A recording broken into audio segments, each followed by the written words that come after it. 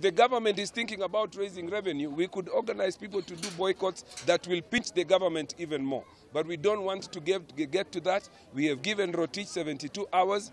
I have said together with my colleagues that we will initiate a motion and we will put Ninis at the reception of the parliament so that we begin to garner the necessary signature. When the cost of fuel goes higher, it means we cannot continue to increase employment in that particular sector. The contribution to GDP is actually going to go low. We are going to not be able to recruit the young people that we are talking about who have no jobs here. So you cannot say you want to push Agenda 4 while on this other side trying to shoot it.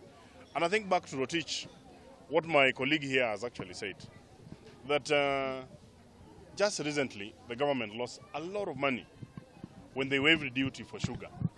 And this money went into individuals' pockets. Just a few people. CS Rotich was not elected. He has no powers directly from Wananchi. He was selected and he must work in accordance with the spirit and the letter of the Constitution. So in this case, the Parliament